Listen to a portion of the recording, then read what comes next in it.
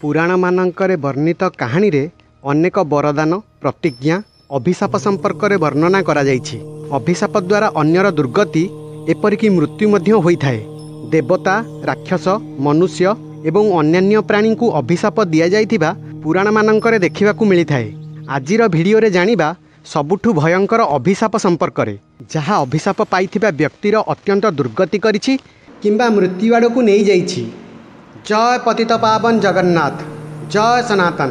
आपण देखुचंती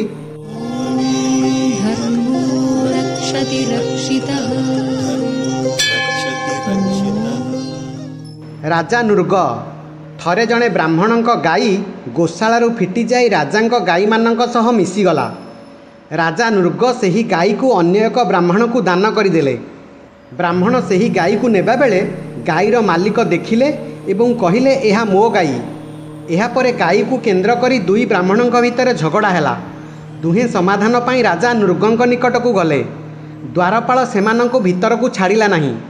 राजदर्शन पाई अनेक दिन पर्यंत अपेक्षा करिबा सत्वे राजा सेमानंको दर्शन देले नहीं। दुई ब्राह्मण अत्यंत क्रोधित हेले एवं कहिले, हे राजा, तुमे अभियोगकारी को दर्शन देउनाह, सेथिपाई तुमे एंडुओ होई एपरि स्थान रे वास करिबो जेउठी तुमको केही देखि न पारिबे। अंधार कूଅ भितरे हजार हजार वर्ष पर्यंत पड़ी रहिबो।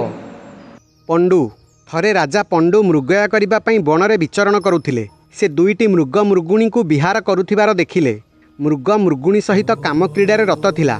राजा पंडु तीक्ष्ण तीर द्वारा दुही को विद्ध करदेले। प्रकृत में जड़े ऋषि कुमार मृग रूप से निज पत्नी सहित विहार करुथिले। मरिबा समय रे मुनि कुमार राजा पंडु को अभिशाप देई कहिथिले, तुमे जेतेबेले काम वासना रे मोहित होई निज पत्नी सहित संगम करिबो सेतेबेले मो परी मृत्यु मुखरे पड़िबो। सेही अभिशाप द्वारा राजा पंडुंकर मृत्यु होइथिला। राजा परीक्षित थरे राजा परीक्षित शिकार करने उद्देश्य रे बण को जाइथिले।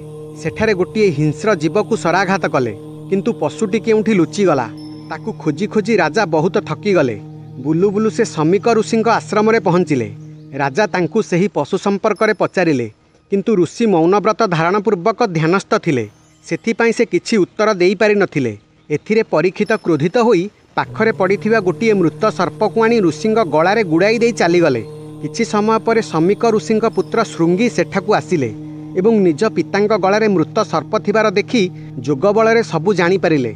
ऋषि पुत्र अत्यंत क्रोधरे राजा परीक्षित को अभिशाप देले जे जीए मोर निरपराध पितांक गଳାରେ मृत सर्प गुड़ाई सेही पापी को आजिठू 7 दिन पर मोर बाक्शक्ति रे प्रेरित होई तक्षक नाग निज विषाग्नि रे जलाई देव। हरिकथा श्रवण सत्वे राजा परीक्षित तक्षक दंशन रे मृत्युवरण करथिले। अश्वत्थामा महाभारत युद्ध शेष रे जेतेबेले शोइथिबा बेले पांडव पुत्र मानंकु नृशंस भाव में हत्या कले एवं ब्रह्मशिर अस्त्रर दुरुपयोग करथिले, सेतेबेले भगवान श्रीकृष्ण तांकु कठोर अभिशाप देइथिले। भगवान श्रीकृष्ण अश्वत्थामा को 3000 वर्ष पर्यंत पृथ्वी रे दुख कष्ट रे घुरी बुलिबार अभिशाप देइथिले।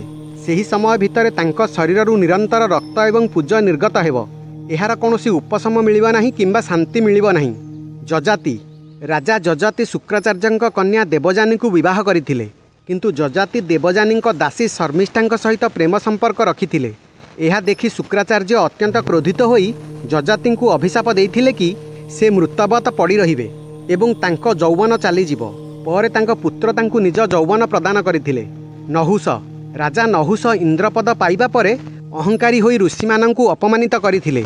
एथिरे क्रोधित होई ऋषि अगस्ती नहुषंकु 10,000 वर्ष पर्यंत अजगर होई रहिबाकू अभिशाप देइथिले।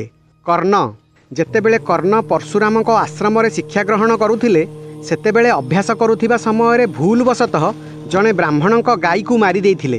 ब्राह्मण कर्ण को अभिशाप देइथिले कि तुमे जाहाकू सर्वदा ईर्षा करुछ एवं परास्त करने चेष्टा करुछ ता सहित युद्ध करुथिबा समय रे तुमर रथचक पृथ्वी रे पशिजिवो एवं सेही समय रे तुम शत्रु निजर पराक्रम रे तुम मस्तक छेदन करिवो।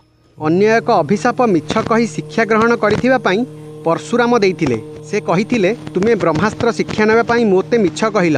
रणभूमि रे जेपर्यंत तुम समकक्ष योद्धा सहित युद्ध न करिछ एवं तुम मृत्यु निकट न होइछि से पर्यंत ब्रह्मास्त्रर ज्ञान रहिबो। दशरथ राजा दशरथ शिकार करिबा समय रे भूलवशतः जड़े मुनि कुमार को तीर मारी हत्या करथिले। सेतेबेले से मुनि कुमार निज अंध पितामातांक पई जल नेबाकू आसिथिले। ଯେତେବେଳେ ସେହି ମୁନିକୁମାରଙ୍କ ପିତାମାତା ଏକଥା ଜାଣିପାରିଲେ, ସେମାନେ ରାଜା ଦଶରଥଙ୍କୁ ଅଭିଶାପ ଦେଲେ ଯେ ସେମାନେ ଯେପରି ପୁତ୍ର ବିରହ କଷ୍ଟ ପାଉଛନ୍ତି, ସେହିପରି ଦଶରଥ ପୁତ୍ର ବିରହ କଷ୍ଟ ପାଇବେ ଏବଂ ପୁତ୍ର ବିୟୋଗ ହିଁ ତାଙ୍କ ମୃତ୍ୟୁର କାରଣ ହେବ। ସେହି ମୁନିକୁମାର ଥିଲେ ଶ୍ରବଣ କୁମାର ଏବଂ ଭଗବାନ ଶ୍ରୀରାମ ବନବାସ ଯିବା ପରେ ଏହି ଅଭିଶାପ ସତ୍ୟ ହୋଇଥିଲା। ରାବଣକୁ ଅନେକ ଅଭିଶାପ ମିଳିଥିଲା। ନଳକୁବେର ଦେଇଥିବା ଅଭିଶାପ। ଯେତେବେଳେ ରାବଣ ନିଜ ବୋହୂ ସମାନ ନଳକୁବେରଙ୍କ ପତ୍ନୀକୁ ବଳାତ୍କାର କରିଥିଲା, ସେତେବେଳେ ନଳକୁବେର ଅଭିଶାପ ଦେଇଥିଲେ ଯେ ଭବିଷ୍ୟତରେ ଯଦି ରାବଣ କୌଣସି ମହିଳାକୁ ତାର ଇଚ୍ଛା ବିରୁଦ୍ଧରେ ବଳାତ୍କାର କରେ, ତେବେ ତାର ମସ୍ତକ ବିଦୀର୍ଣ୍ଣ ହେବ। ନନ୍ଦୀ ଦେଇଥିବା ଅଭିଶାପ। ଯେତେବେଳେ ରାବଣ କୈଳାସ ପର୍ବତକୁ ଉଠାଇବାର ପ୍ରୟାସ କରିଥିଲା ଏବଂ ନନ୍ଦୀଙ୍କୁ ଅପମାନିତ କରିଥିଲା, ସେତେବେଳେ ନନ୍ଦୀ ଅଭିଶାପ ଦେଇଥିଲେ ଯେ ଦିନେ ବାନର ସେନା ରାବଣର ସାମ୍ରାଜ୍ୟକୁ ନଷ୍ଟ କରିଦେବେ। ବେଦମତୀ ଦେଇଥିବା ଅଭିଶାପ। ରାବଣ ଯେତେବେଳେ ବେଦମତୀଙ୍କୁ ଦେଖିଲା, ତାଙ୍କ ଉପରେ ମୋହିତ ହୋଇଗଲା। ସେତେବେଳେ ବେଦମତୀଙ୍କୁ କେଶ ଆକର୍ଷଣ ପୂର୍ବକ ନିଜ ସହିତ ଯିବା ପାଇଁ ବାଧ୍ୟ କଲା। ସେତେବେଳେ ତପସ୍ୱିନୀ ବେଦମତୀ ସେହି ସମୟରେ ନିଜର ଶରୀର ତ୍ୟାଗ କରିଥିଲେ ଏବଂ ଅଭିଶାପ ଦେଇଥିଲେ ଯେ ଜଣେ ସ୍ତ୍ରୀ ପାଇଁ ତୋର ମୃତ୍ୟୁ ହେବ। ସେହିପରି ରାବଣକୁ ଭଗବାନ ଦତ୍ତାତ୍ରେୟ, ମହର୍ଷି ବଶିଷ୍ଠ, ମହର୍ଷି ମାଣ୍ଡବ୍ୟ, ମହର୍ଷି ଅତ୍ରି, ଦେବର୍ଷି ନାରଦ ଏବଂ ଅଗ୍ନିଦେବଙ୍କ ପରି ଅନେକଙ୍କ ଠାରୁ ଅଭିଶାପ ମିଳିଥିଲା। ଆଶା କରୁଛି ଭିଡ଼ିଓ ଆପଣଙ୍କୁ ଭଲ ଲାଗିଥିବ। ଅନୁରୋଧ, ଚ୍ୟାନେଲକୁ ସବସ୍କ୍ରାଇବ୍ କରିବେ। ରହିଲି। ଜୟ ଜଗନ୍ନାଥ, ଜୟ ସନାତନ।